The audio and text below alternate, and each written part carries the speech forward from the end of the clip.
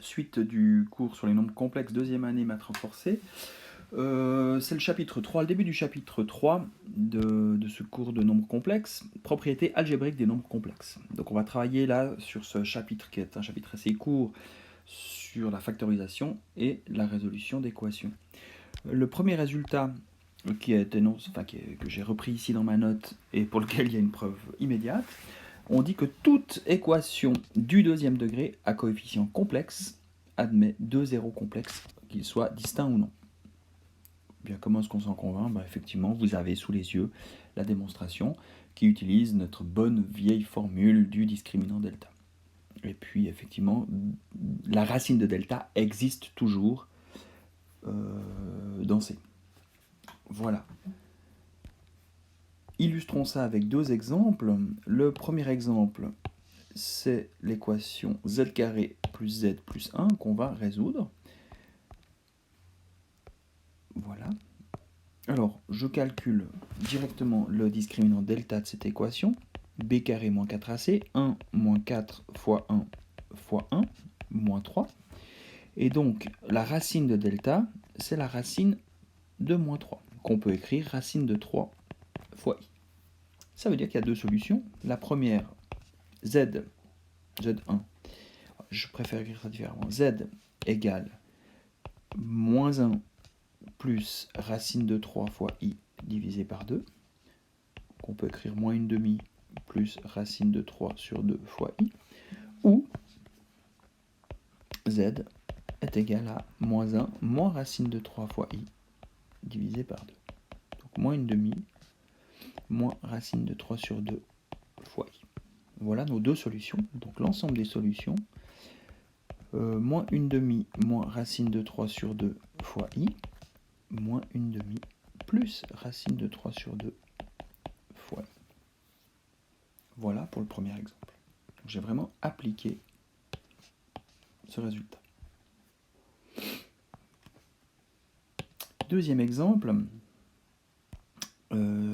exemple de la page 15, vous avez une équation à coefficient, une équation en z à coefficient complexe. On va calculer le discriminant delta de cette équation.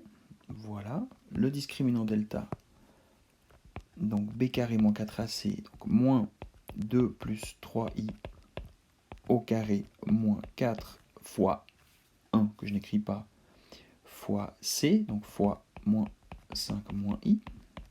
Si je remets de l'ordre dans tout ça, j'y vais alors en deux temps, 2 plus 3i au carré, plus 4 fois 5 moins i. Donc là, j'ai travaillé uniquement avec les signes, histoire d'alléger un petit peu la charge. 2 plus 3i au carré, vous allez trouver moins 5 plus 12i. Et puis, plus 20, moins 4i. Donc tout ça, un discriminant qui est égal à 15 plus 8i. J'ai besoin de la racine du discriminant delta. Donc la racine de 15 plus 8i. Et puis là, alors je vais directement nous rappeler nos souvenirs à la page 14. On avait fait un exemple, j'avais déjà fait un exemple dans la vidéo racine énième, pour illustrer ça. Et si vous regardez, voilà, déterminer les racines carrées de 15 plus 8i par la méthode algébrique. Donc 15 plus 8i, on va dire qu'il est bien connu. Et la racine de 15 plus 8i, les deux racines carrées, on avait trouvé 4 plus i et moins 4 moins i. Donc ça, je le réutilise directement ici. Je rappelle ça, page 14. Donc on a trouvé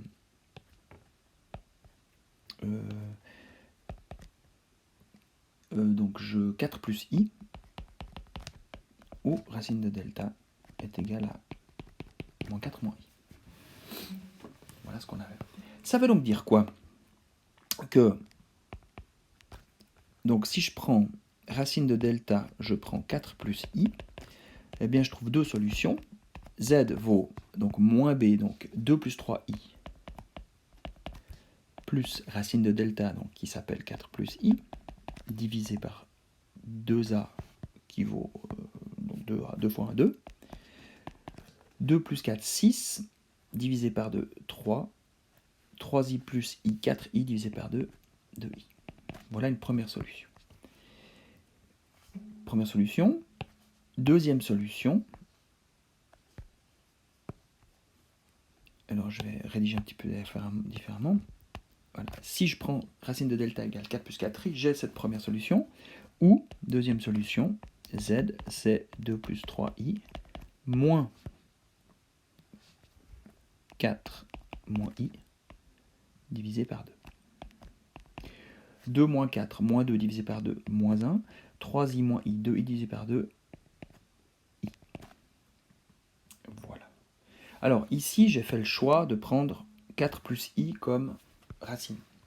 Si j'avais pris cette racine-là, eh bien, finalement, je serais retombé, si vous observez, je vous laisserai le sens d'observation, mais en prenant, je vous laisse vous en convaincre, si vous prenez racine de delta égale moins 4 moins i, vous tombez, c'est exactement sur les mêmes solutions, en fait. La première que vous allez trouver, ça sera celle-là, la deuxième, ça sera évidemment celle-là. D'accord ? On inverse l'ordre de découverte des solutions, simplement. Voilà, donc les solutions, on les a. Solution, je vais gommer le rose, même si je suis fan du maillot. Solution égale moins 1 plus i, 3 plus 2i. Et voilà nos deux solutions de cette équation.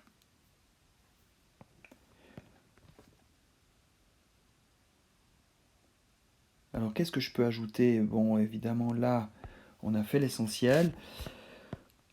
Théorème fondamental de l'algèbre, je l'énonce, il n'y a pas de démonstration, c'est un gros truc. Qu'est-ce qu'on dit en fait essentiellement? On dit, je commente un petit peu avant, on avait vu en tout début, en première année, que, vous devez vous rappeler de ça, quand on travaillait sur les ensembles de nombres, en fait, on avait une chaîne d'inclusion. On avait d'abord parlé des nombres naturels, des nombres entiers, des nombres rationnels, puis des nombres réels. Et puis, on était chaque fois motivé par un ensemble de nombres plus grands, par le fait que on cherchait toujours à obtenir des solutions d'équations. Et certaines équations vont chercher leur solution dans un ensemble plus grand que l'ensemble des coefficients de l'équation. Et puis en fait, donc on faisait toujours gonfler ces ensembles de nombres, et en fait le théorème fondamental de l'algèbre nous dit que on ne va pas gonfler nos ensembles de nombres indéfiniment, on va s'arrêter à l'ensemble des nombres complexes. Et c'est ce qu'on dit, on dit que l'ensemble des nombres complexes est un corps algébriquement clos. Ça veut dire quoi? Eh bien ça veut dire que tout polynôme à coefficient complexe de degré n plus grand ou égal à 1 est factorisable en un produit de n facteurs du premier degré à coefficient complexe. Si je vais directement à son corollaire, toute équation polynomiale à coefficient complexe admet n solutions complexes, distinctes ou non. Et ça, c'est vraiment important. Ce qu'on est en train de dire, c'est qu'on n'a pas besoin de créer un ensemble de nombres plus grands pour aller chercher les solutions des polynômes à coefficient complexe. Toutes les solutions de polynômes à coefficient complexe sont des complexes. Pas besoin de créer plus. C'est essentiellement ça qu'on dit. Vous avez une autre forme ici, la forme classique, soit P de Z un polynôme à coefficient complexe de degré supérieur ou égal à 1. Il existe un nombre complexe non nul C, P nombre complexe alpha 1, alpha 2, alpha 3, etc. jusqu'à alpha P, et P nombre naturel non nul M1, M2 jusqu'à MP, tel que P de Z se factorise en C fois Z moins alpha 1 puissance M1, Z moins alpha 2 puissance M2, et ainsi de suite jusqu'à Z moins alpha P puissance MP, avec la somme des MI égale N. Bon, beaucoup plus formel, c'est moins compréhensible, mais retenez le message qu'effectivement, l'ensemble tous les polynômes à coefficient complexe possèdent des solutions complexes. Pas besoin de créer des ensembles de nombres plus grands. Alors, je pensais en parler dans une autre vidéo, mais ma foi je l'ai fait. Donc qu'est-ce qu'on va dire? Je vais compléter ici. Qu'est-ce que je suis en train de vous dire là? Voilà, si je veux factoriser ce polynôme-là, je sais que je vais y arriver, je vais décomposer ce polynôme. Donc je prends l'exemple à la suite. Voilà, je vais factoriser ce polynôme, je sais que je vais tomber sur une factorisation en facteur de degré 1. Z puissance 4 plus Z carré. Si je le factorise, je mets Z carré en évidence. Z carré fois Z carré plus 1. Et puis ça se factorise encore. Z carré fois z, peut-être pour l'écrire correctement, moins I carré, voilà, je peux l'écrire comme ça, peut-être pour mieux voir la chose, pour faire apparaître une identité remarquable.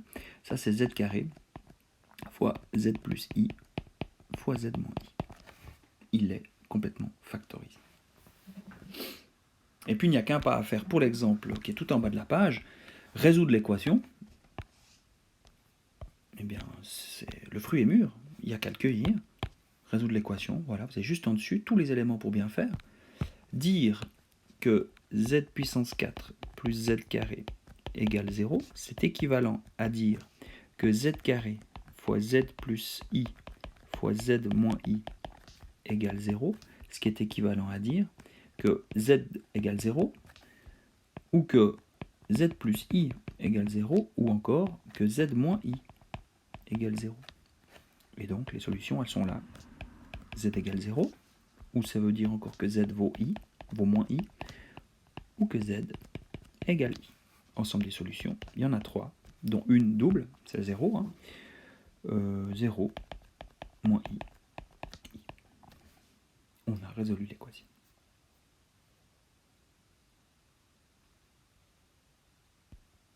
Voilà. Donc en termes de théorie, pardon, c'est un peu trop dire que j'ai fait de la théorie là, mais voilà, en termes de description, j'ai terminé ce chapitre 3. Je donnerai je donnerai encore un petit point, pardon, sur la fin de ce chapitre 3 dans une prochaine vidéo. Avec effectivement, je ne vais pas insister trop là-dessus.